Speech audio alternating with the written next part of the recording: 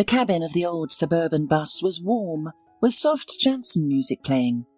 Driver Buck whistled a tune he liked, glancing in the mirror at the slumbering passengers. Conductor muttered, "I'm so tired today. I'm exhausted. My legs are falling off. I talk so much during the day, arguing with passengers, that I don't want to open my mouth at home. But at home, I have housework with my son, and my husband wants dinner. I'm so fed up with everything." Buck shook his head. "I don't know. I like my work. I'm honestly telling you. It's all my life on the road. It's so interesting. New people, adventures, no routine and monotony. And Hilda and I have been soul to soul all our lives, like a thread with a needle. We've been through much together. God never gave us children, but that's okay. We are used to it. But we have a summer house. This year, we harvested so many tomatoes and cucumbers. Now, we're starting to pick apples. We're thinking of making homemade juice in the juice maker, without preservatives. We'll treat our friends. And what a greenhouse I made for my Hilda. You should have seen. No complaints about fate. I'll come in the evening and Hilda will serve me hot soup with fresh bread, and I'll kiss her and hug her. Isn't that happiness?" Conductor laughed. "You're a good man and a positive man, Buck. You've described everything so deliciously. I drooled. And really, why am I nagging?" Buck smiled to himself as he thought of his wife. Hilda was the meaning of his life, a faithful friend, counsellor, and beloved woman. They met in their youth at dances. His wife worked as a nurse in a hospital, and it was her calling. She never approached her work formally, and always tried to do everything possible to help the patients recover. Buck couldn't imagine life without the road. It beckoned him like a magnet. He spent his life driving trucks on long trips and earning good money. Hilda faithfully waited for him, worried, prepared sandwiches and coffee for the road, and always greeted him with tears in her eyes. She never once reproached him for choosing a non-family profession. But age took its toll, and it became difficult for Buck to make long-haul trips. So he got a job as a suburban bus driver. Buck and Hilda had always dreamed of having children. They had been through numerous examinations, and there were no abnormalities or serious diseases, but Hilda never gave birth to a child. There were a couple of miscarriages, and that was it. Buck saw how his wife suffered because of this, although she never showed it. He always reassured her that he loved only her and would never leave her. To take care of someone, they got a funny little dog, Bucky. Hilda sewed him overalls and slippers, walked him in the park and bathed him. Bucky faithfully adored his kind masters. And now the man had finished his last trip and was on his way to the bus garage.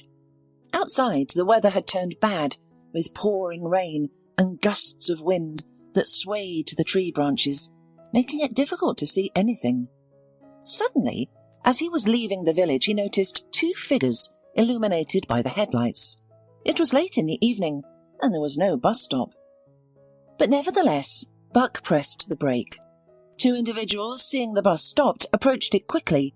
It was an old man and a young child, around 7 years old, who was limping badly on one leg. What an unusual couple! Where could they be going on foot at such a late hour? Buck thought to himself and opened the door. The drenched wanderers swiftly entered the bus. Despite his limp, the young boy assisted his grandfather and took care of him. The old man remained silent, only gesturing and waving his hands, while pointing at the boy. Finally the boy spoke. "Hello, sir. Thank you for stopping. We've been trying to hitch a ride for an hour. My name is Spencer, and this is my grandfather, Mr. Robbins, and he's very sick, seriously ill. We need help." Spencer reached into his jacket pocket, pulled out a piece of paper, and handed it to Buck. "Please, help us. Take us to the bank on Green Street. It's a matter of life and death." Buck read the message and looked at the travellers thoughtfully. Suddenly the boy cried out, "Sir, don't leave us here. Help us get to the bank. We really need it." Buck's heart trembled, and he firmly stated, "I'll help you. No problem. My name is Buck. But the bank is closed at night anyway. Let's go to my house, spend the night, and tomorrow morning I'll take you where you need to go." The elderly man raised his hands to the sky, as if in gratitude, and nodded his head. The child also rejoiced and stopped crying, saying, "Yes, thank you. You're so kind. But please, let me take this little puppy with me. I found him behind the bus stop in a cardboard box. Someone must have abandoned it. I can't leave him here. It will starve to death or be tormented by mean boys." Tears welled up in the experienced driver's eyes, and he marvelled. What a small but kind and caring heart. He's in trouble himself, yet he's trying to rescue a puppy. That means a lot. Aloud, the man cheerfully responded, "You're right. We can't leave a friend behind. I have a dog at home too. I love him very much, and I hope my Bucky will become friends with your puppy." Meanwhile, the little puppy timidly peeked out from under the boy's jacket and whimpered. The boy gently stroked its wet fur and whispered, "Don't be afraid, Duke. You're with me now. Everything will be all right. You see, I didn't deceive you. You're my friend now, the most loyal one." Throughout the trip, the elderly man dozed off, and Buck asked the boy, "Why are you limping? Should I take you to the hospital and let the doctors have a look?" The child shook his head and began to explain. "It happened a year ago when I fell off my bike. I had a cast on my leg, but something didn't heal properly according to the doctors. That's why I limp. I don't need to go to the hospital. I have a vital task." When Buck arrived home with his guests and the puppy, Hilda was astonished, blinking repeatedly, but welcomed everyone, saying, "Good evening. What a surprise. Buck, are these your friends? Why didn't you call and let me know? I would have prepared a special dinner. I'll set the table right away. Oh, and who's peeking out from behind your jacket?" The boy said, "I'm Spencer. Grandpa's name is Mr. Robbins, and this is my Duke. He's hungry. I feel so sorry for him." The woman said, "Let's wash him first, otherwise he'll get all the carpets dirty. Come on, Spencer, help me please." In half an hour, everyone enjoyed a delicious dinner, followed by tea and candy. The puppy had already eaten enough of Bucky's food and had been sniffing around on the bed for a while. The dog surprisingly accepted Puppy, sniffed him for a long time, then licked his nose and settled down. Hilda prepared a bed for the guests and hung their belongings to dry. After their adventurous day, Spencer fell asleep as soon as his head touched the pillow, feeling safe.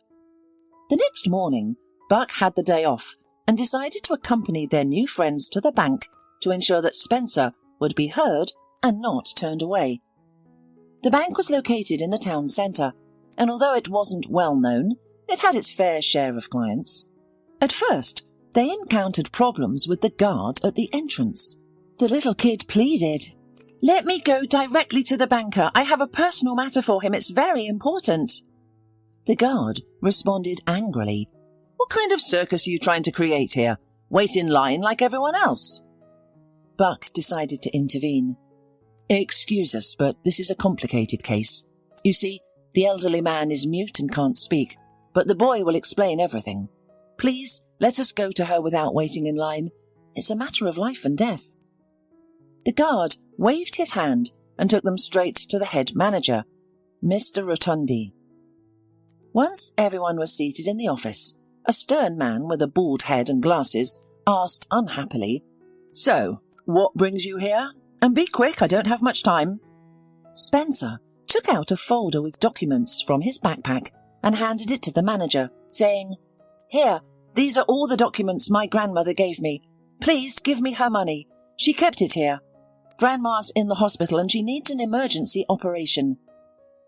The banker reluctantly examined the papers for a long time. There was indeed an account number, details, grandmother's passport, and a power of attorney allowing her husband to access the deposit on her behalf. Everything seemed to be in order. However, the manager was hesitant to release a large sum of money, as it generated good interest for the bank through loans to other clients. "I won't give you any money now," he said sharply. "Bring Mrs. Robbins here. All of this looks like a fake power of attorney to me. Otherwise, I'll press the panic button, and you'll have to explain yourselves to the police. Have a lovely day. You're free to leave." The upset kid started to cry, tears welling up in his eyes as he protested. "I'm not lying. My grandmother is sick and she needs help. She told me that she's been saving for years. Why don't you believe me?" Buck also stepped in, saying, "Put yourselves in the shoes of those less fortunate. Don't you have any compassion? Especially since the documents are all in order? Why can't they withdraw the money?" The manager called the guard, and turning to Buck, he hissed, "Who are you, sir? Why are you so protective of this kid? If it's so urgent, let the account holder come and close it. The conversation is over." There was shouting and Spencer's crying. Nevertheless, the guard ushered everyone out, and Buck questioned the crying boy.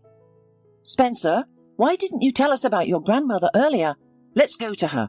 Maybe we can help her ourselves." Through his tears, the boy explained, "My grandmother told me to keep quiet and not tell anyone about the deposit or talk about her. She was worried that thieves or bandits might rob us." Buck took a piece of paper and a pen and gave all this to Mr. Robbins so that he could write the hospital information. And they went to the hospital right away. Unfortunately, they received the sad news. The tired doctor sadly explained, "I'm very sorry to say this, but Mrs. Robbins' heart failure has worsened, probably due to stress, and she has suffered a heart attack. She is now in critical condition in the intensive care unit." Upon hearing this news, the Spencer's grandfather clutched his chest and then collapsed.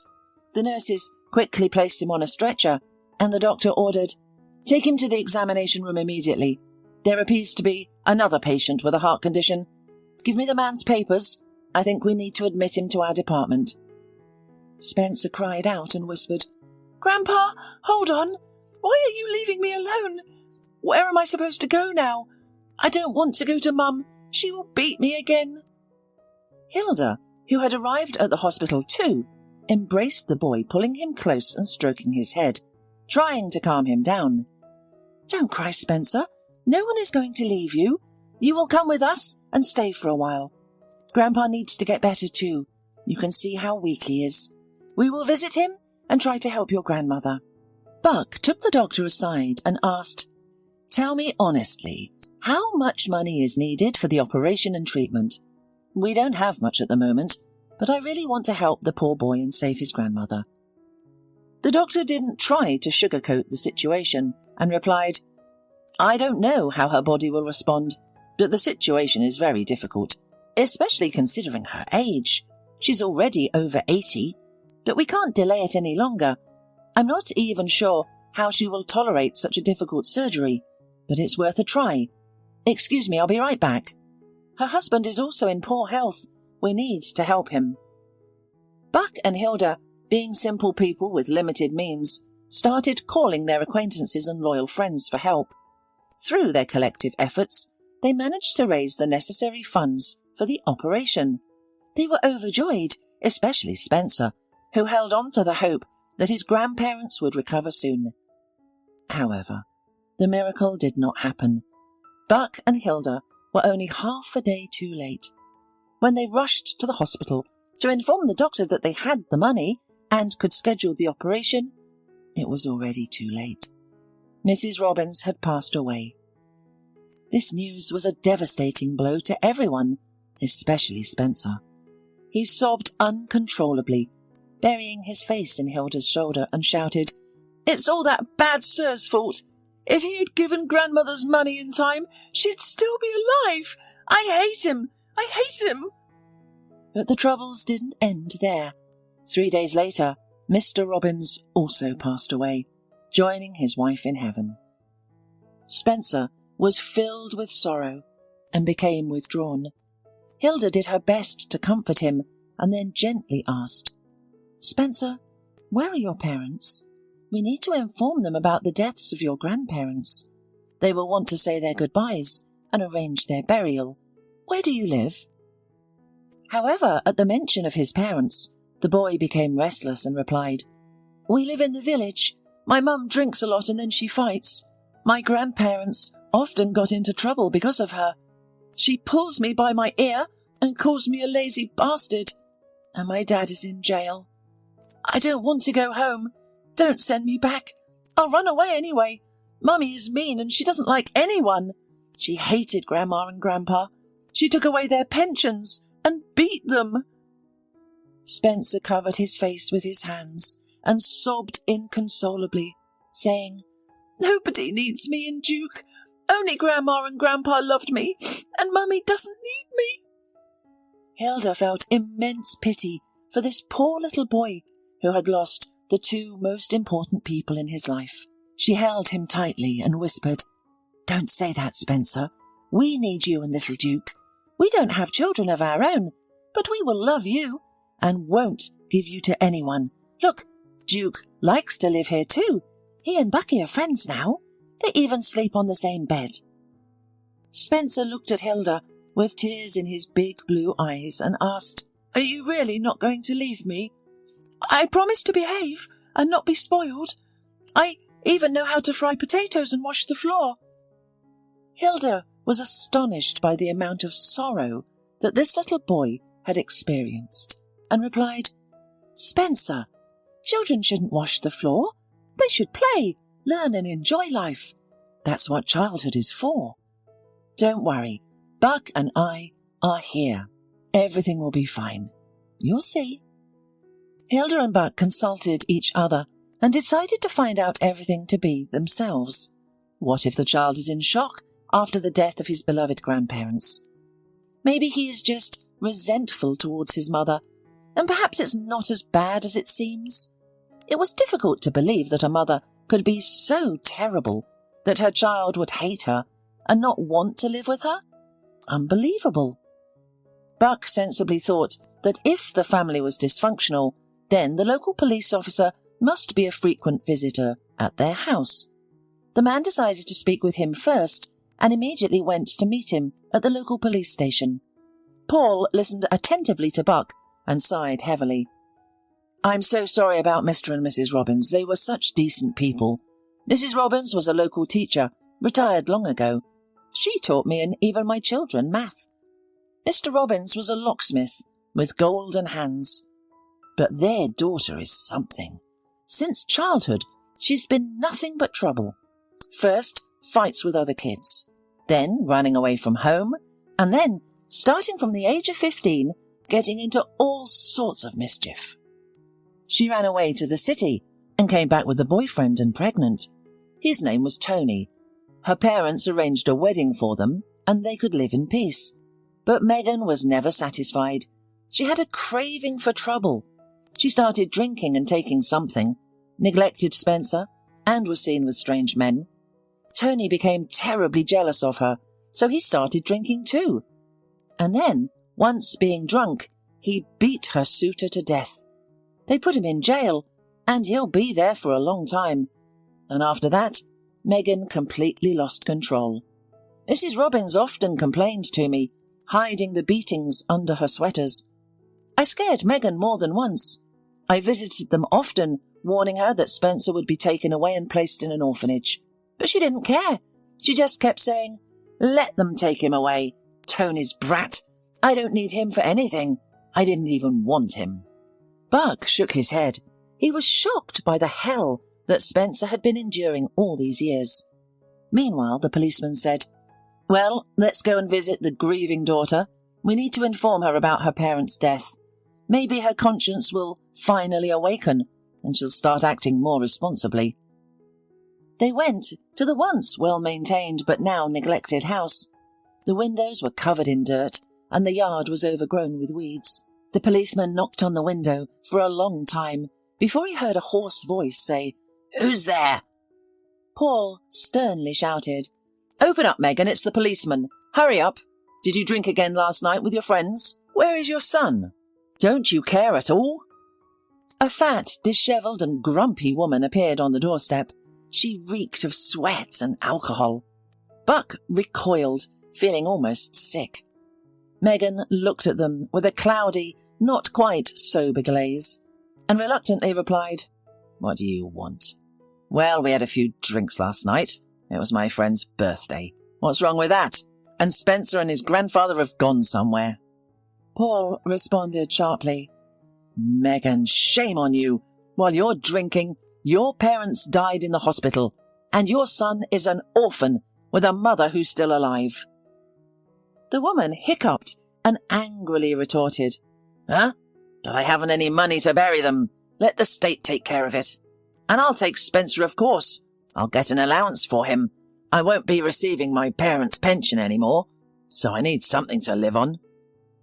Buck looked at the police officer, and without words, he understood. He frightened Megan by saying, "You'll never get Spencer back. He is still in the orphanage. You dumped everything on his elderly grandmother and his sick grandfather, and now you won't even try." The woman suddenly grinned and shouted, "Oh, really? Well then get out of here and bury them yourself, and I'll take Spencer anyway." Buck was horrified and said to Paul, "What kind of mother is this? She doesn't even look like a woman. Listen, Spencer is afraid of her and hates her. He begs us not to leave him.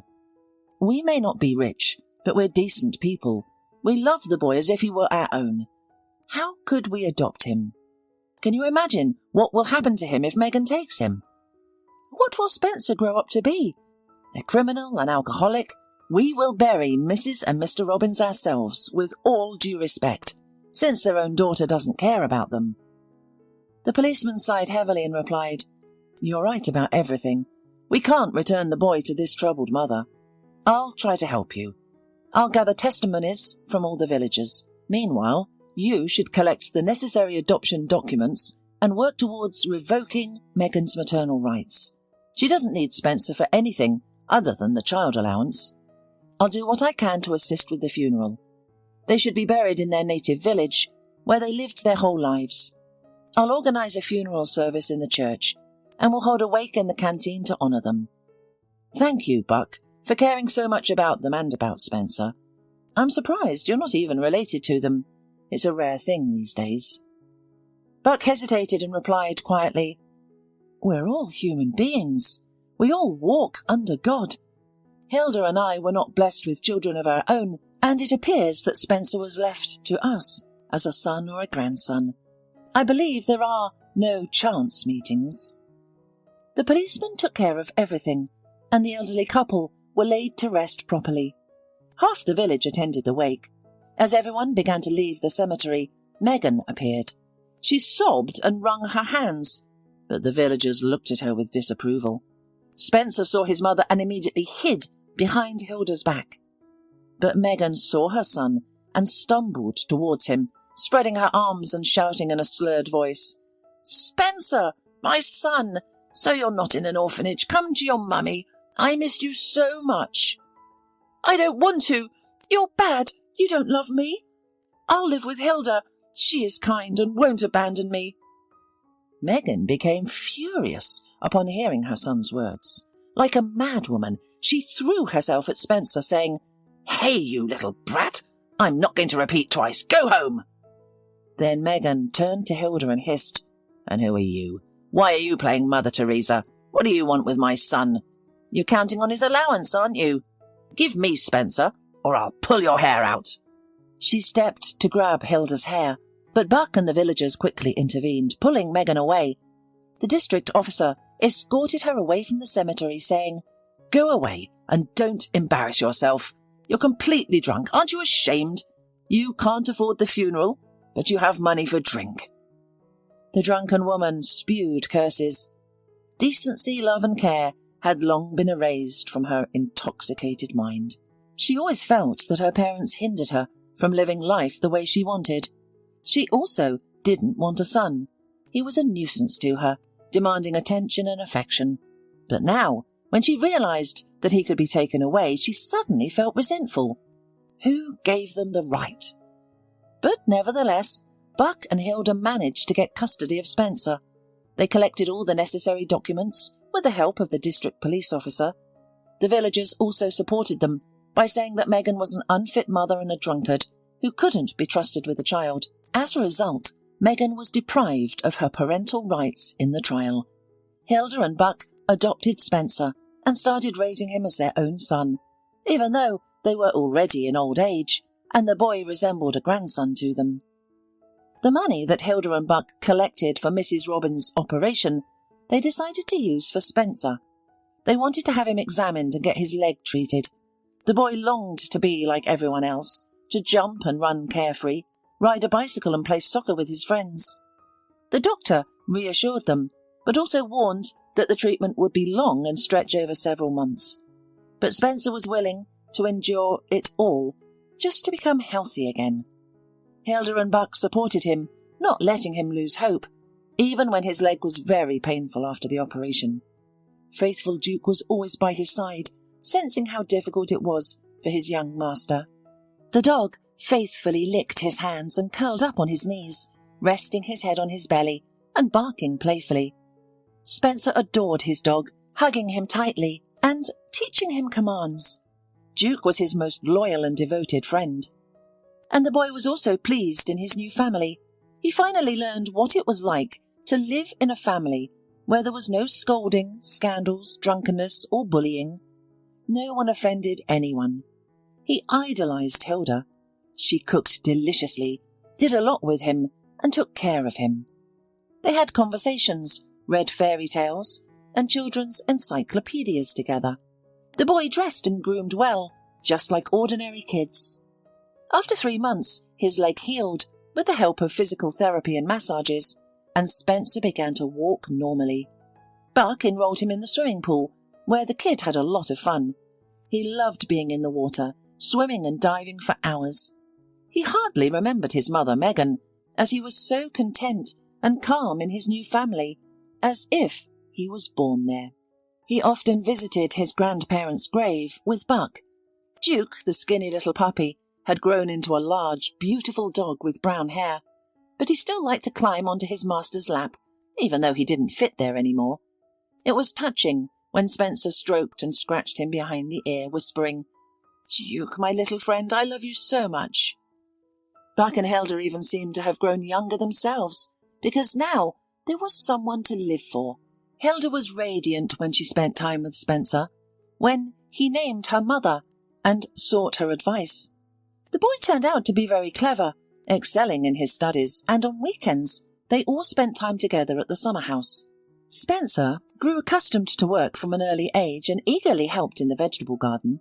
He skillfully weeded flowers and carrots, assisted his new mother with watering, and found joy in it all.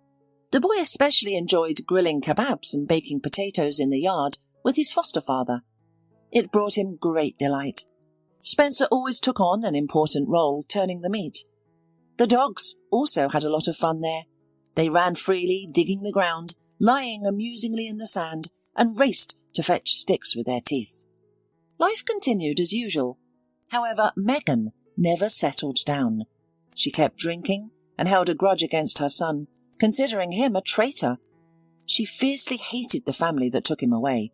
One day, as usual, the local police officer arrived to disperse the drunken company at her house. He scolded the vicious woman and said in his heart, "Megan, you have no sense of responsibility. Hilda and Buck are raising your son. Your parents were buried with their own money, and not a penny was withdrawn from Mrs. Robin's bank deposit. And you continue to drink and don't care. Who do you think you are?" Megan's eyes greedily lit up. "What deposit?" she asked. "Does my mother have money in the bank? Why don't I know about this? I live here impoverished, struggling to get by, while there is a deposit in the bank."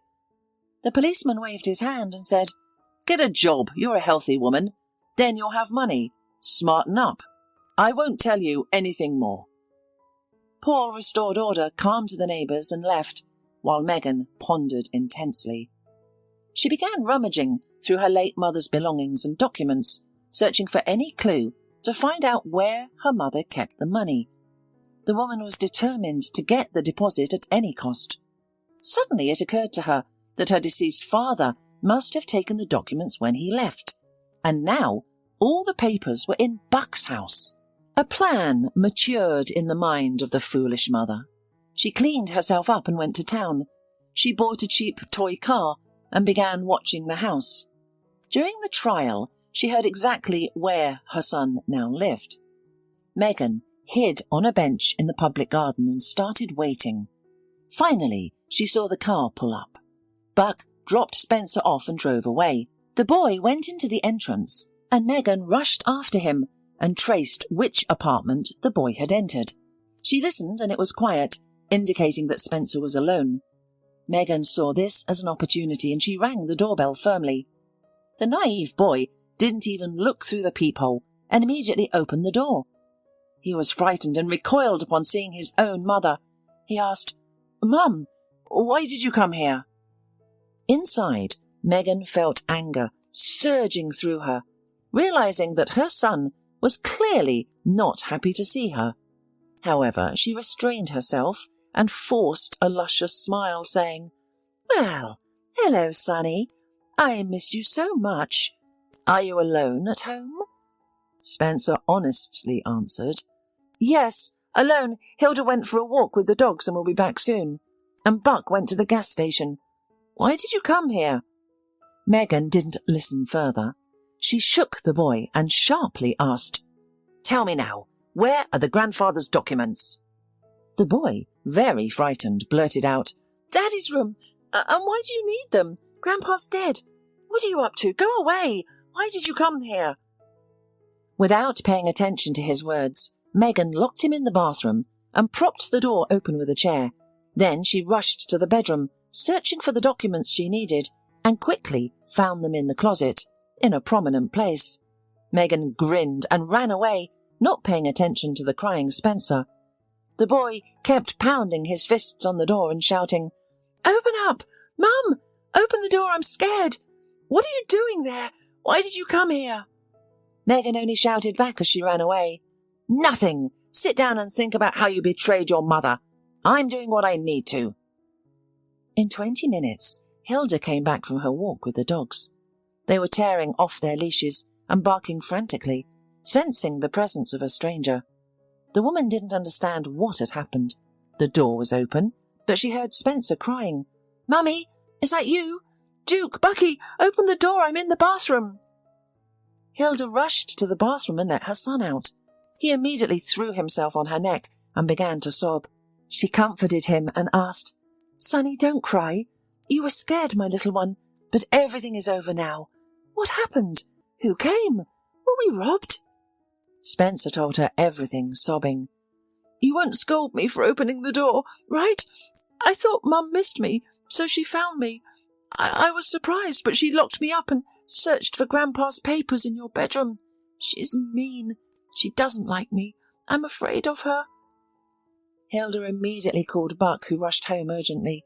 They examined everything and found that everything seemed to be in place, except for Mr. Robbins's documents from the bank. The man sadly concluded, "Well, it's clear to me. Megan got wind of the money in the bank and decided to take it for herself. I'll call the district police officer now and inform the police. Let them teach her a lesson. Don't worry, son. She won't be here again." While Buck made calls, Megan managed to withdraw the contribution of her mother by some miracle. Now no one could find her. The incident remained deeply ingrained in little Spencer's memory, and his resentment towards his mother carried on throughout his life. He successfully graduated from school with a focus on mathematics and entered the university. He studied economics and banking and received an increased scholarship. Soon, his first love also entered his life. Spencer, along with Duke and Bucky, enjoyed going for a jog in the park early in the morning when the whole city was still asleep. It was there that he met Kathy, a cute student from a pedagogical college, who also jogged in the mornings. For a long time, Spencer was modest and shy, afraid to talk to her. He simply admired the slim, flexible body and luxurious long hair of this charming brunette. Their introduction was facilitated by the friendly and huge Duke. The dog caught up with the young runner, wagged his tail and rubbed his nose against her. She stroked him and laughed, saying, "What a good dog! What's your name, my friend? Too bad I don't have any treats, or I would give you one." Spencer immediately replied, "This is Duke, my faithful friend. I raised him from a little puppy. And this is Small Bucky, also my pet. And my name is Spencer. I live nearby. The girl smiled and said, That means we're neighbours, because I also live not far from here. My name is Kathy. Nice to meet you. Spencer had made up his mind and said, I'd like to meet you tonight because I really like you. Can we go to the movies or a concert? Or maybe just go for a walk? Do you mind? The girl was pleased and replied, I have a better offer. Come visit today for my sister's birthday. She's 12 years old and we're having a fun gathering with contests and karaoke. I'll be waiting for you at 8. Spencer felt embarrassed and said, I don't know, it's embarrassing. I don't know your sister at all. Maybe she won't be glad to see me. Kathy laughed and reassured him, Oh no, don't worry. Jenny is happy to have guests. Every visit is a huge holiday for her. When you come, you'll find out why. Spencer brought flowers and a set of girls' cosmetics as a gift. He went to visit, feeling nervous and anxious about the people he would meet and how he would be received. But for the sake of being with Kathy, he was ready for anything. She had deeply touched his soul. Exactly at 6, Spencer knocked on the door. Kathy opened it looking beautiful, with her flowing hair and minimal makeup. Spencer entered the room and asked, Hello, where's the birthday girl? I want to congratulate her. To his surprise, a cute little girl came to greet him while sitting in a wheelchair. She listened to the congratulations with embarrassment and gladly accepted the gift. Then she squinted and asked, So, you're Kathy's fiancé, right? She's so secretive that she doesn't tell us anything. Sit down at the table, I'll introduce you to everyone. They are mostly Kathy's friends, but they're all very nice. Hardly anyone comes to see me. If it weren't for my sister, I'd go crazy. The holiday was fun and relaxed. Spencer quickly made friends with everyone and participated in contests. Only at the end of the evening, when he was alone with Kathy in the kitchen, did he quietly ask, And what about Jenny? Has she been sick since childhood? She's such a good girl, I feel sorry for her. Kathy sighed and explained, No, Jenny used to do gymnastics and was very promising. She even had potential to compete, but she had an unfortunate accident during practice and suffered a spinal injury. We've taken her to many doctors, and they all say she needs time and expensive treatment. So we are now collecting money with the whole family and friends. I must help her because I adore Jenny and believe she will walk again. Spencer praised Kathy, saying, You're very kind. I also had a severe limp as a child because my leg didn't properly heal, so I know how terrible it is to be looked down upon and pitied. My adoptive parents helped me a lot, and I'm grateful to them. Otherwise, I would have limped my whole life. So I won't stand by either. I'll help in any way I can.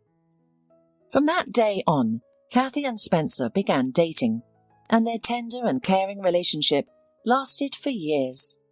Spencer introduced his fiancée to Hilda and Buck, who upon learning about Jenny's situation also contributed to raising money. With the support of their loved ones, they managed to raise the necessary funds for Jenny's treatment, and finally the courageous girl regained her ability to walk. Time flew by, and Spencer graduated from the university. He got a job as a junior manager at the very bank where he was refused to get his grandmother's money. The head of the bank, Mr. Rotundi, who was still the same unpleasant and grouchy man with glasses, did not recognize the young specialist as the same boy who had once asked him for money, and meanwhile Spencer had his own plan.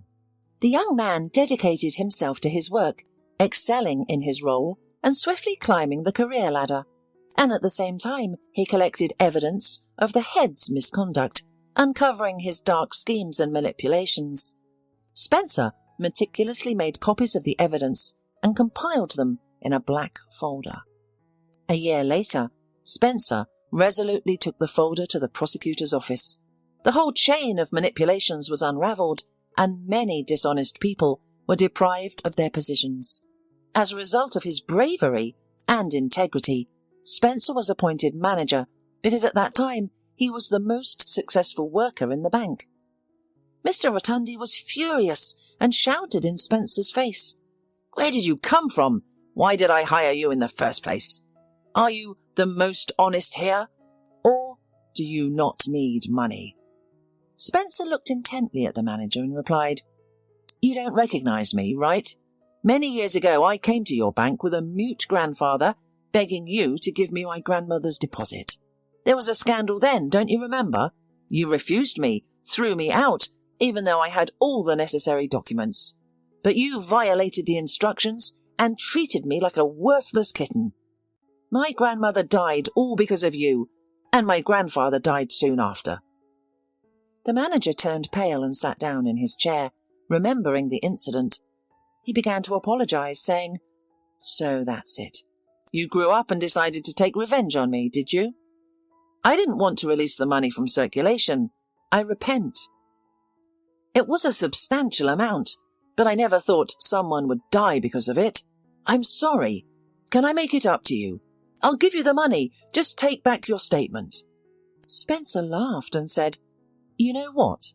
I'm actually grateful to you in a way. Your despicable act motivated me to study and work at the bank. I decided not to seek revenge, but to restore justice. People like you, greedy for other people's money, shouldn't ruin lives. Now the police will sort it out. Please leave my office. Have a nice day." The ex-head fidgeted in his chair, realizing that he had burned all his bridges. He tried to soften the situation, saying, "But listen, Spencer, a woman named Megan Robbins came later and claimed that deposit, so technically your family got all the money. Don't be so hot-headed. Take back your statement." Spencer clapped his hands and replied, "Bravo! You've just confessed to another fraud. And how did she get the money? If she had the power of attorney for my grandfather, my mother had nothing to do with it. That's the answer because you took a fee from her, a part of the deposit, didn't you? Mr. Rotundi, you will be held legally responsible for everything. If only you knew how much I hated you throughout my childhood, and how I dreamed of retribution. Well, it has happened. I will change everything here. No more black schemes and fraud. Everything will be fair." The ex-head of the bank was prosecuted for fraud and sentenced to a long prison term. Spencer became the head manager. Kathy also graduated from college and became a history teacher at a school. At their wedding, happy Hilda and Buck sat at the festive table and quietly cried with emotion and joy as they watched the newlyweds dance a waltz. Buck whispered to his spouse, "What a wonderful son we have raised, Hilda. Handsome, clever, a sportsman, our pride. It's wonderful how we crossed paths with Spencer on the road." Hilda held her beloved man tighter and said, "That's right, Buck. We have lived a long life together and stopped dreaming of having children. We were both over 50, but it seems fate took pity on us and brought Spencer into our lives. And look how many years have passed. I was thinking, Buck, let's move to the countryside for good. We have chickens and our own vegetable garden. Maybe our grandchildren will be visiting us if we're still here." Buck hugged his faithful wife and replied, "I'm all for it. I've long dreamed of having an apiary, at least a couple of beehives. I've read so much literature, and I really want to try this, especially now that we're retired. I'm so lucky to have you, Hilda. No one has ever understood me like you have." And so they did. They took Duke, an old blind Bucky, and moved to the countryside. Buck diligently learned about beekeeping from the local beekeepers and didn't forget to help Hilda. They worked on their new life, slowly but happily. Spencer and Kathy had a long-standing tradition of visiting their family on weekends. One day Hilda overworked herself and fell ill, experiencing severe back pain that made it impossible for her to straighten up.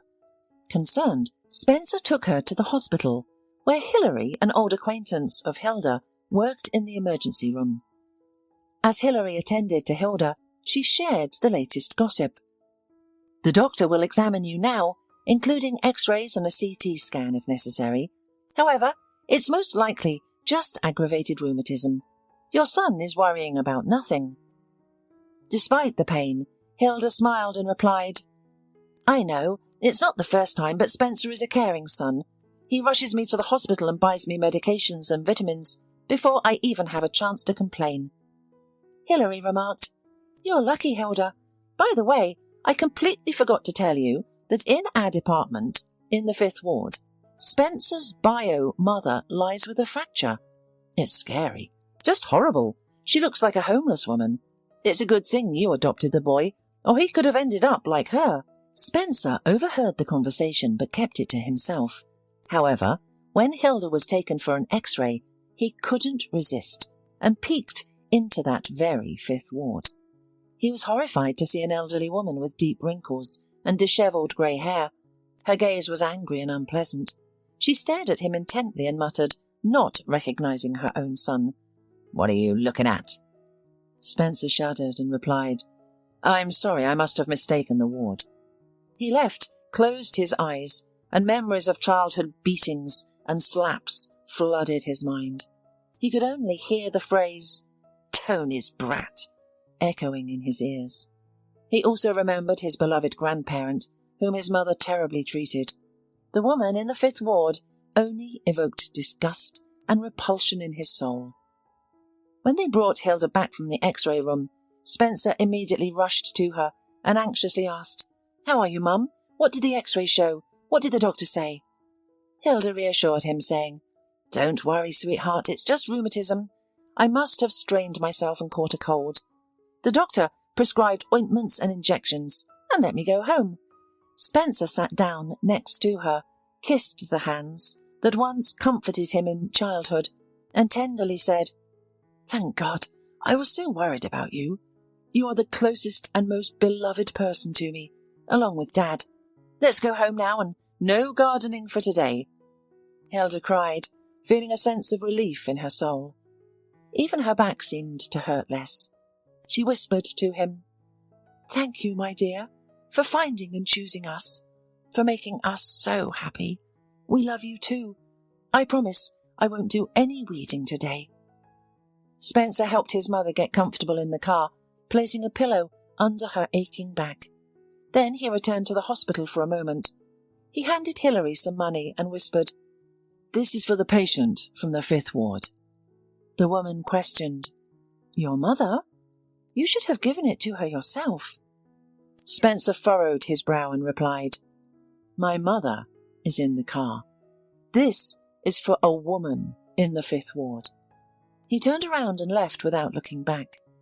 Hilary sighed and thought, "Well, of course, this is not a mother who gave birth, but the one who stayed up all night, cared for and loved. That's the law of life." Throughout the journey, Spencer couldn't shake the image of his biological mother's puffy, dark, drunken face. He thought to himself, "How fortunate I am to have Hilda as my mum. Otherwise, I wouldn't have grown up into a good person with a mum like that." The next day, Spencer went to the village to visit his grandparents' graves. He spent an hour tidying up the cemetery. Afterward, he sat on a bench, sighed softly, and gazed at the photo of his grandparents. "Grandma, Grandad, it's such a pity that you left this world so soon. I would have made you the happiest. You loved me so sincerely. Let me tell you a story." And he shared the story of his encounter with his birth mother, expressing all his emotions and his profound love for Hilda.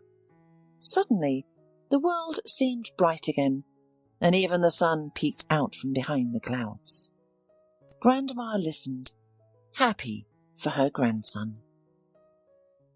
Hola, suscríbete a Historias Vitales para no perderte nuevas historias. Mi esposa había estado trabajando en su proyecto especial durante 4 meses ahora.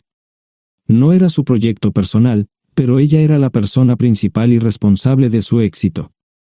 El proyecto estaba diseñado para salvar a su empresa, Bixler Enterprises. Los últimos 4 meses habían sido difíciles porque se vio obligada a trabajar duro. Era importante tanto para ella como para la empresa.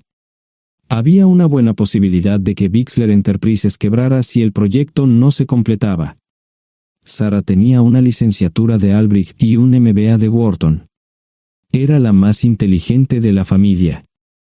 Yo empecé a trabajar como mecánico de autos justo después de la secundaria y después de 21 años seguía siendo mecánico de autos. No me importaba porque me gustaba el trabajo y pagaba bien. Era suficiente para pagar la universidad de Sara y criar a 2 hijos. No vivíamos lujosamente, pero estábamos bien. Los niños ya se habían mudado, y las cosas iban bastante bien con nuestros ingresos. Sara quedó embarazada 3 meses después de casarnos a la edad de 18 años. Durante los primeros años de nuestro matrimonio, vivimos con mis padres.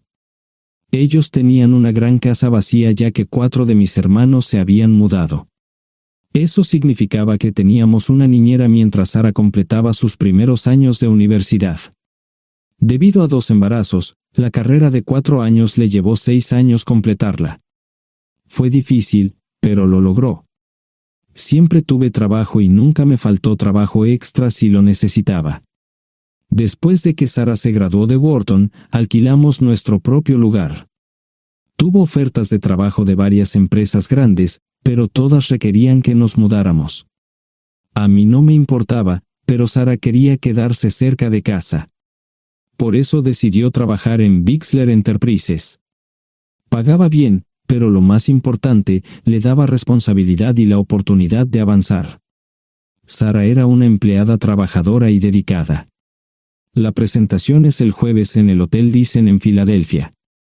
Tomé unos días libres en el trabajo para ayudarla según fuera necesario. Al final, todo lo que logré fue hacerle algo de comer cuando llegaba a casa. No sabía nada sobre su trabajo, ni tampoco quería saber, los negocios corporativos de alto nivel me aburrían.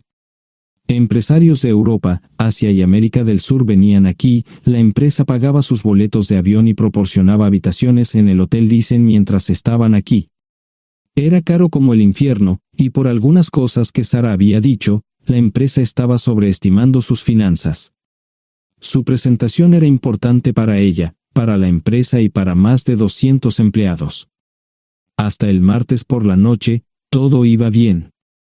Sara llegó a casa con un traje nuevo, un traje gris con una blusa blanca. Desplegó todo lo que necesitaba en la cama de la habitación de invitados. Cuando se trataba de la limpieza de la casa, ella era normal, pero cuando se trataba del trabajo, era meticulosa. No entendía por qué necesitaba sacar su ropa interior de lujo, pero no dije nada. Además de su traje para la presentación, tenía varios vestidos de cóctel lindos para eventos sociales antes y después del evento. Siempre había evitado tales eventos, pero me sentía obligado a ir con ella si ella quería que lo hiciera. Me agradeció la oferta, pero dijo que no era necesario. Todos los materiales y equipos que necesitaba estaban guardados ordenadamente en el maletero de su Volvo. Antes de salir del trabajo, ella misma conducía el coche para asegurarse de que todo estuviera en perfectas condiciones. Tenía todo el día miércoles para prepararse y toda la noche del miércoles para socializar con sus invitados. Sara era tan buena en lo que hacía que sentía que habría sido mejor si simplemente me hubiera mantenido alejado de ella. Finalmente, había terminado. Lo había revisado y vuelto a revisar todo. Todo lo que necesitaba ahora era una ducha caliente y una buena noche de sueño. Supongo que mi error fue que empecé a revisar sus cosas después de que Sara comenzara a ducharse. Pensé que estaba ayudando, pero resultó ser lo contrario. Estaba moviendo cosas en la cama cuando un pequeño sobre blanco cayó del bolsillo lateral de su bolso de maquillaje. Una carta de una farmacia, pero no del tipo que solemos usar. Dentro había 10 pastillas. No tenía idea de qué era, Pren, y las instrucciones eran confusas. Si es necesario, tomar una pastilla y luego una segunda pastilla 12 horas después. Pensé que podría ser algo que ella había conseguido para la ansiedad o los nervios, pero las instrucciones no tenían sentido. La receta estaba escrita a su nombre el lunes. Volví a poner el sobre en su lugar mientras ella terminaba de ducharse. Decidí que quería saber más sobre Pren antes de contarle sobre ello. Por supuesto, si lo mencionaba, significaría que estaba revisando sus cosas. Odio los dilemas. Mientras Sara se preparaba para dormir, fui a nuestro ordenador doméstico y busqué. 10 minutos después, me uní a mi esposa bajo las sábanas.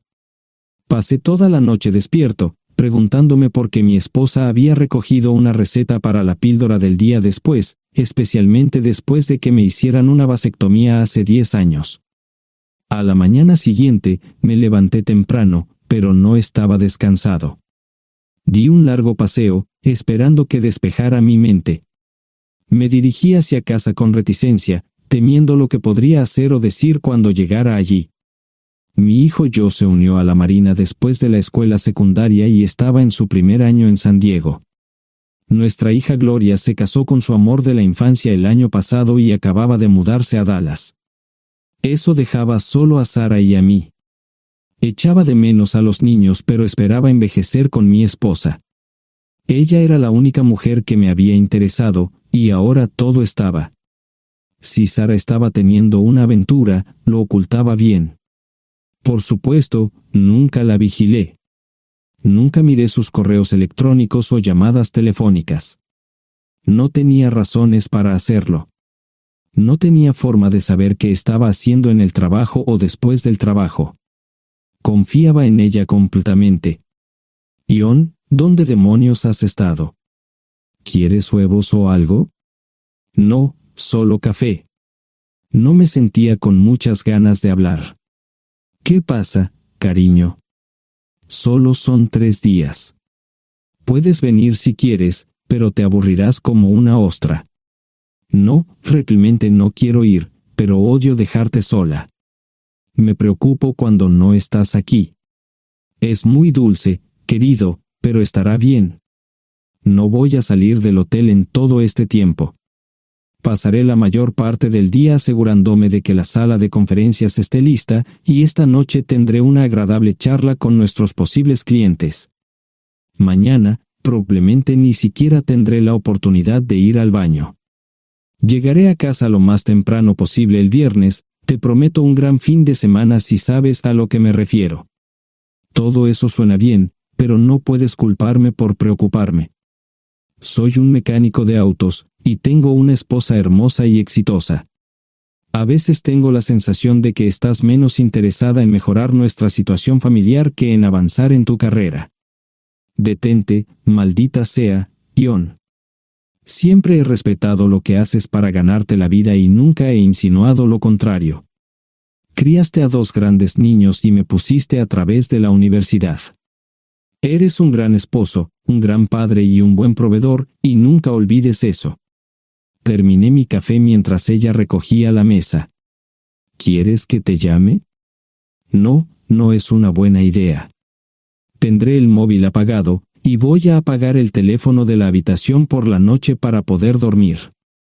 Te llamaré siempre que pueda.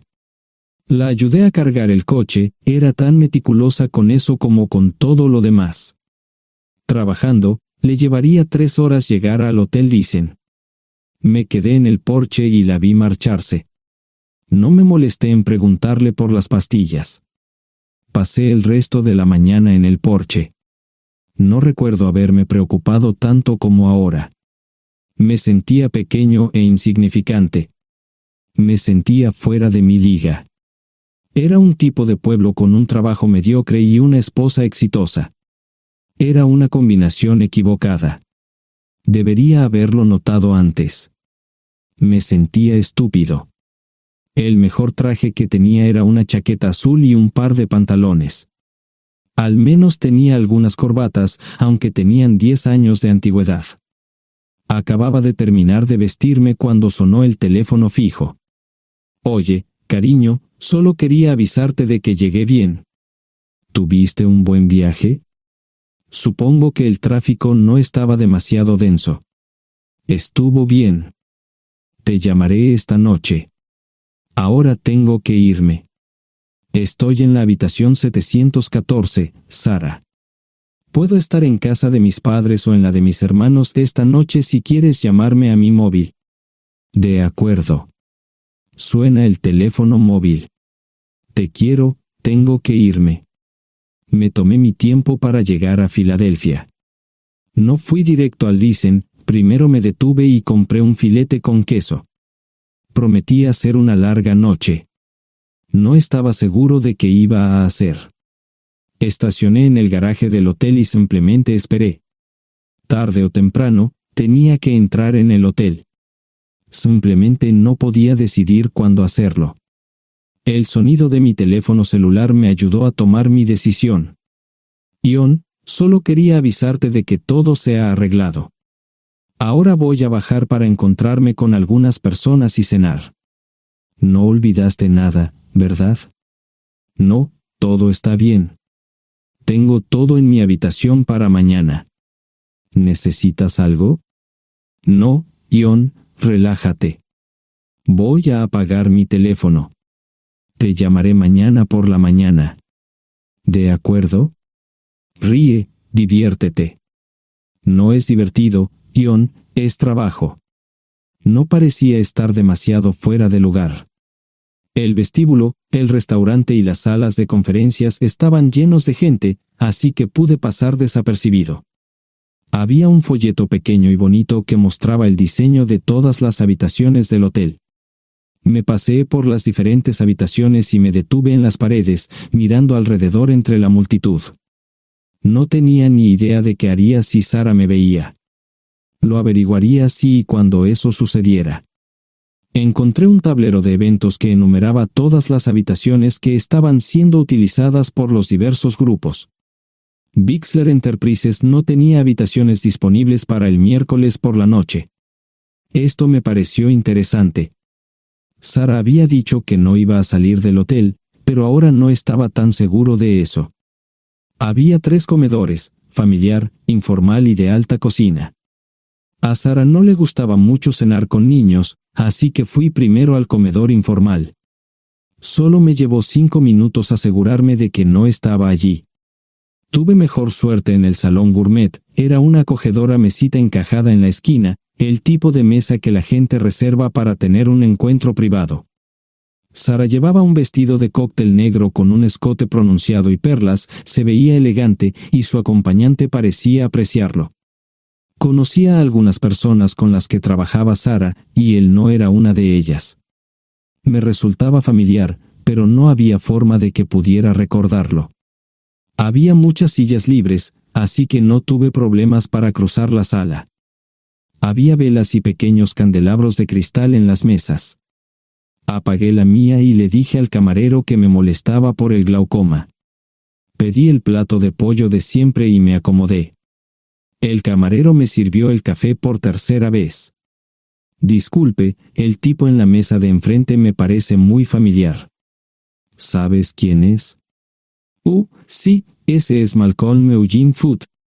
Es miembro del Consejo Municipal, se espera que se postule para el Congreso en los próximos años. ¿Es esa su esposa con él? Es muy bonita. No, esta es la primera vez que la veo. Siempre usa esa mesa para señoras especiales, si me entiende. Simplemente le sonreí y pedí la cuenta. Nunca había visto a Sara tan sensual con un hombre antes. Parecía captar cada palabra que decía, como si fuera Dios o algo así. No estaban haciendo nada inapropiado, pero tampoco era platónico ni profesional. Cuando me fui, estaban terminando su segunda botella de vino. Ahora entendía por qué se había llevado su lencería elegante. Me acomodé en una esquina del vestíbulo para que no me vieran. 10 minutos después, salieron del restaurante. Ella le tomaba la mano mientras caminaban por el vestíbulo hacia el ascensor. Observé cuidadosamente los indicadores de piso. Que el ascensor se detuviera en el 3er piso era una buena señal, significaba que no lo había llevado a su habitación. Era una mala señal cuando el ascensor no llegaba al 7º piso, significaba que ella fue a su habitación. Por si acaso me equivocaba en algo, me senté en el vestíbulo y observé el ascensor durante 1 hora. La gente entraba y salía, pero Sara no estaba entre ellos. Saqué mi maleta vacía del coche y me dirigí al mostrador de recepción. Aunque podía demostrar que era su esposo, me costó trabajo conseguir una tarjeta llave. Se dieron después de llamar a la habitación, pero nadie respondió. Finalmente, estaba en camino a la habitación 714 con la tarjeta llave. Ni siquiera encendí las luces al principio, simplemente me senté en la oscuridad de la habitación durante más de una hora. No fue difícil asegurarme de que no regresara a la habitación. Primero, empacé todas sus ropas y pertenencias personales. No dejé nada atrás. Revisé el paquete de Preven, todavía quedaban 10 pastillas en el tocador. De manera muy ordenada, estaban todos los artículos que necesitaría para su presentación al día siguiente. Comencé a llenar la maleta. Había 24 carpetas promocionales especialmente encuadernadas y otras 20 carpetas regulares, todas ellas fueron a la maleta. Un proyector digital fue lo siguiente, seguido de una computadora portátil. Tomé su bolso y su celular, que había dejado en la habitación. Todo lo que tenía consigo era un bolso de mano y probablemente un tubo de lápiz labial. Di una vuelta por la habitación tan cuidadosamente como lo hizo ella para asegurarme de no perder nada. Una vez satisfecho, dejé las llaves del coche y mi anillo de bodas en el tocador. Aparte de esos dos objetos, la habitación estaba completamente vacía. El ascensor se dirigió directamente al estacionamiento, no tuve problemas para llevar 2 maletas, y 20 minutos después, estaba en la autopista rumbo al norte. Pasaban las 3 de la madrugada, no tenía idea de que había pasado tanto tiempo.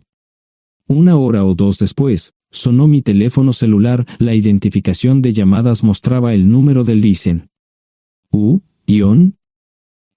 Sí, ¿dónde estás? Estaré en casa pronto. Eso fue todo lo que dije. Hubo silencio en el otro extremo de la línea. Los vendedores tienen un viejo dicho, el primero que habla pierde. Pareció una eternidad antes de que ella hablara. Ion, lo siento. No preguntó nada y simplemente colgó. Apagué mi teléfono, era obvio que había regresado a su habitación. Más tarde ese día, tenía que dar una presentación que salvaría a su empresa y le daría un ascenso.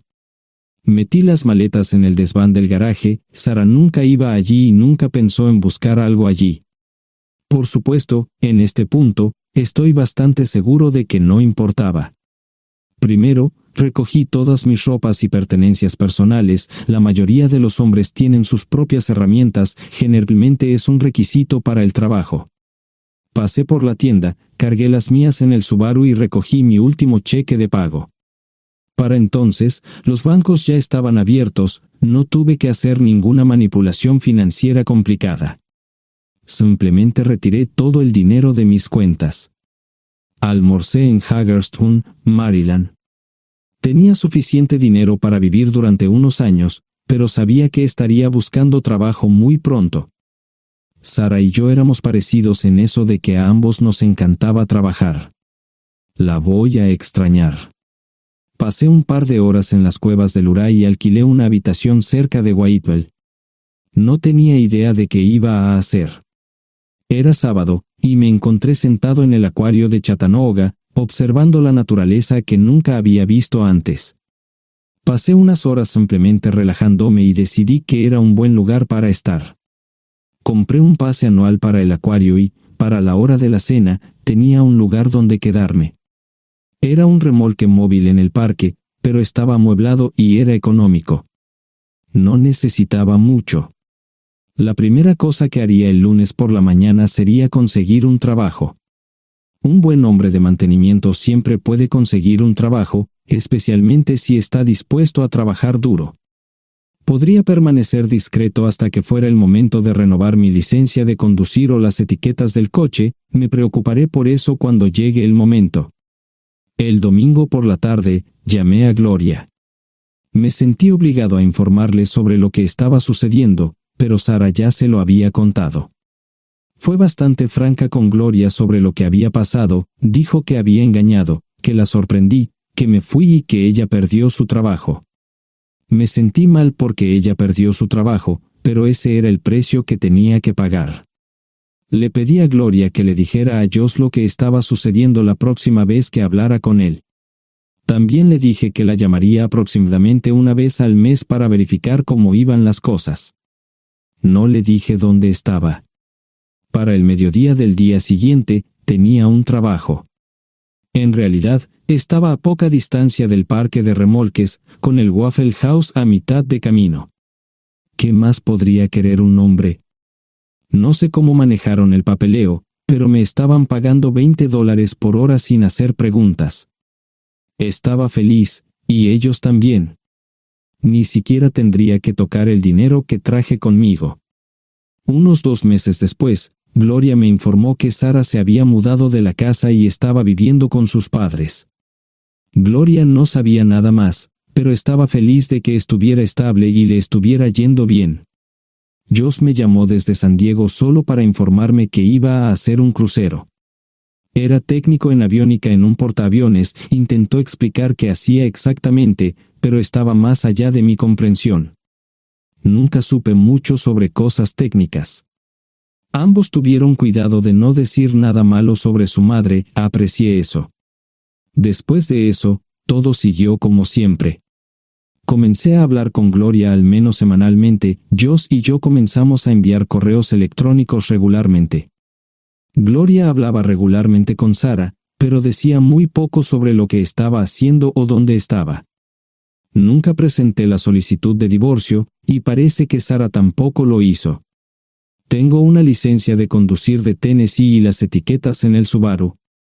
Comencé a frecuentar un bar local un par de veces al mes y tuve encuentros casuales, 2 mujeres se alternaban como mis compañeras nocturnas regulares. No buscaban compromisos, y yo tampoco, parecía funcionar bien para todos nosotros. La vida era buena. Eso fue hace mucho tiempo, y gradualmente olvidé a Sara. Con el tiempo, el Subaru comenzó a darme problemas, había olvidado cuánto tiempo había pasado. Tenía más de 200,000 millas. Estaba reflexionando sobre esto con una jarra de cerveza un día cuando me di cuenta de que habían pasado casi 5 años desde que me fui de casa. Mantuve un contacto cercano con ambos hijos, Gloria ya tenía 2 hijos propios en este momento y quería que los visitara. Josh casi se casó con una mujer tailandesa, pero en el último momento, se negó. Por lo general, trabajaba 6 días a la semana y usaba el domingo para recuperarme del sábado por la noche, no había ninguna buena razón para que alguien llamara a la puerta de mi remolque a las 6 de la mañana de un viernes. Su grosería fue recompensada por un hombre medio desnudo abriendo la puerta, los calzoncillos del día son repugnantes, y la dama en la puerta, juzgando por la expresión en su rostro, estuvo de acuerdo conmigo.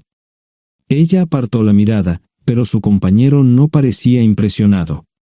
Norm habría usado pantalones, pero en un momento como este, los invitados me molestaron. Estamos buscando a John Terrell. No los conozco. Me llamo David Simmons, y esta es mi esposa Mara. Tenemos un problema y esperamos que nos puedas ayudar. Lo siento mucho, no trabajo a altas horas de la noche. Si necesitan algo relacionado con su auto, tendrán que ir a la tienda. Esto provocó varias miradas en blanco y finalmente una respuesta. No tiene nada que ver con tu trabajo, es más un problema personal. ¿Podemos entrar?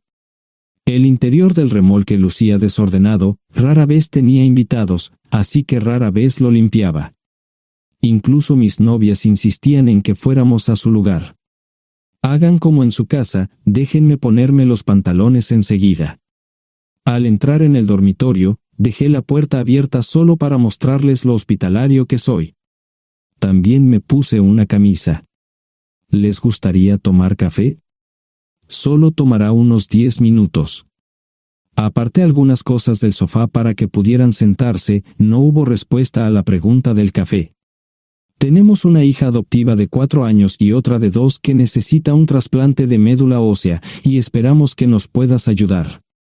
Estamos dispuestos a pagarte si es necesario. ¿Con mi médula ósea? No, queremos usarla y estamos dispuestos a compensarte por cualquier inconveniente. Creo que quieren comprarla. Estaba actuando como un listillo, y de repente me di cuenta de ello.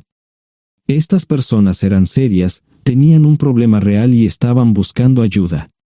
Lo siento mucho, no quise interrumpir. Por favor, continúen. nuestra mejor oportunidad de encontrar un donante es un familiar cercano. Eres nuestra mejor esperanza. Mira esto. No quiero ser un grosero, pero creo que se equivocaron de persona. ¿Cuándo nació su hija? Cumplirá 5 años en julio. Marche Simons habló por primera vez, y sonó sincera. Odio ser el portador de malas noticias, pero me hice una vasectomía hace 15 años. No hay forma de que pueda ser su padre. ¿Por qué tu nombre estaba en el certificado de nacimiento? No puedo responder eso, tal vez deberían preguntarle a su madre. Esa afirmación fue recibida con silencio. Sentí pena por estas personas, pero no sabía cómo ayudarles. ¿Cuál es el nombre de la madre? Sarah Lise Terrell. No encontraba las palabras. Tal vez no debería haber tomado esas malditas pastillas de ella, por supuesto, entonces esas personas no tendrían una hija en absoluto.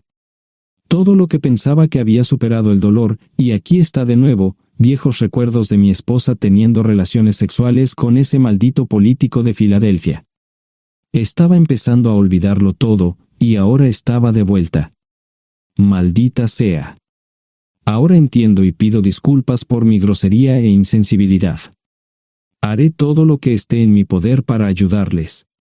En primer lugar, porque no puede Sara hacerse un trasplante de médula ósea. Médicamente, no puede. ¿Por qué no? Es madre, tiene que ser una donante adecuada. Ella es una donante adecuada, pero está demasiado enferma. Los médicos se negaron siquiera a considerar utilizarla. ¿Enferma de qué? Está muriendo de insuficiencia hepática. Le quedan menos de 6 meses de vida. Esto no tiene sentido. Siempre ha estado perfectamente sana. Además, no creo que un hígado enfermo le impida donar médula ósea. El hospital no aceptará su firma en el formulario de consentimiento. ¿Estás diciendo que hay algo mal en su cabeza? Ambos me miraron en silencio, sabían la respuesta, pero no querían decirlo. En ese momento, no quería que se sintieran aún más incómodos. Hace 10 minutos, no me importaban, pero ahora sentía que tenía que protegerlos y ayudarlos. ¿Cómo sucedió esto? ¿Podría alguno de mis hijos ayudar? Quizás, pero pensamos que eras nuestra mejor esperanza. ¿Por qué no van tras su padre, su verdadero padre? Pensamos que eras tú. No tenemos ni idea de quién más podría ser. Sara no nos dijo nada sobre otro posible padre. De hecho, ella no estaba en condiciones de explicar nada, agregó Mara. Obtuvimos la mayoría de nuestra información de la agencia de adopción. Tuve que preparar café y hacer pis, permítanme un momento. Dejé a mis invitados sentados mientras preparaba el café.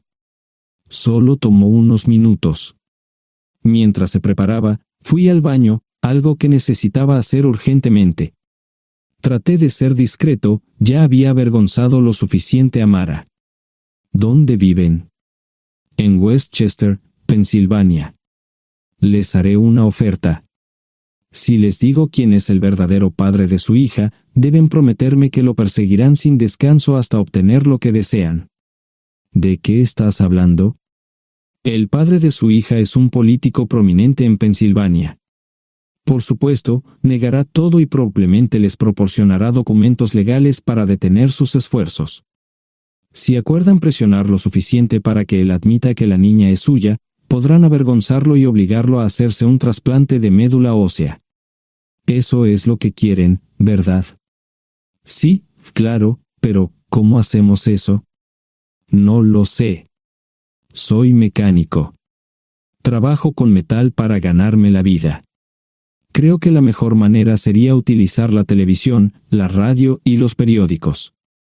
Los políticos harán cualquier cosa para evitar una mala publicidad. ¿Tienen amigos que puedan ayudar? Bueno, ahora ambos estaban sonriendo.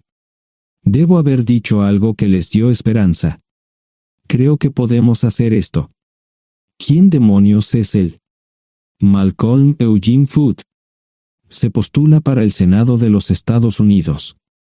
Apuesto a que hará cualquier cosa para evitar una mala publicidad. El café estaba listo, pero David y Marche no podían esperar para llegar a casa. Antes de irse, les dije cómo ponerse en contacto con Gloria y Joss en caso de que los necesitaran. Estaba seguro de que ayudarían. También les pedí que me dijeran dónde estaba Sarah. Probablemente estaría en Pensacola antes de que ellos regresaran a Westchester. Me corté el pelo y compré una camisa nueva. Sarah era una tramposa que arruinó mi vida, pero aún así quería lucir bien cuando la viera. Era otro remolque, pero esta vez era un bonito doble nuevo. Allí estaba su Volvo con una llanta desinflada y un parabrisas roto. La mujer que abrió la puerta no era Sarah, parecía que la habían empapado fuerte y la habían dejado empapada. Tenía al menos 45, tal vez 50, y debió haber tenido una vida difícil. La falta de maquillaje no ayudaba, y simplemente se veía horrible. No tuve la oportunidad de abrir la boca. Caray, si no es John Terrell. Nunca esperé verte aquí. Tuve que usar la vieja línea, me estás poniendo en desventaja. Sherry Hart. Pasa, entra. ¿Quieres una cerveza? No, pero gracias. Estoy aquí para ver a Sarah. Sherry cruzó la habitación y se detuvo en el buffet del comedor. Aquí está, John. Mírala todo lo que quieras. Su mano señalaba una urna de latón que estaba en el centro del buffet vacío. Supongo que llegué demasiado tarde. No me moví, solo me quedé mirando el contenedor frente a mí. ¿Puedo tomar una cerveza ahora? Sarah se mudó a Pensacola después de dar a su bebé en adopción. Compró el remolque con el dinero que recibió de Bixler Enterprises después de que la despidieron. Tenía una participación en las ganancias, 401k, y vacaciones y días de enfermedad. Eventualmente, consiguió un trabajo en una fábrica local de prendas de vestir donde trabajaba en el departamento de envíos. Allí fue donde conoció a Sherry. Sherry alquilaba una habitación de Sarah. Cada centavo que Sarah ganaba iba para el alcohol. Empezó con vino y gradualmente pasó a bebidas más fuertes, las más baratas. Eventualmente, perdió su trabajo debido a su alcoholismo y se vio obligada a usar sus ahorros. Nunca salió con nadie ni salió a ningún lado. Sherry se quedó con ella, pagó sus servicios públicos y compró alimentos que Sarah no comía. Le llevó más de 3 años quitarse la vida. Increíblemente, ella tenía un testamento y me dejó un doble remolque y un Volvo. Sherry explicó que Sarah estaba tan angustiada por lo que había hecho que simplemente se rindió. No intentó evitar el embarazo ni siquiera terminarlo. La adopción se había arreglado meses antes de que naciera el bebé. Nunca volvió a trabajar, excepto en los trabajos clandestinos que hacía mal. Sherry dijo que Sarah no parecía tener ambición ni propósito en la vida. Sarah hablaba mucho de mí pero tenía miedo de intentar contactarme.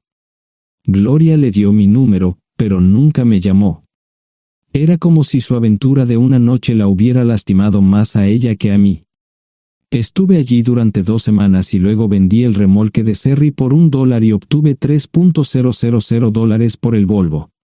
2 días después, estaba en Westchester visitando a mis nuevos amigos David y Marche. Malcolm Eugene Foote resistió al principio, pero David y Marche lo presionaron hasta que cedió.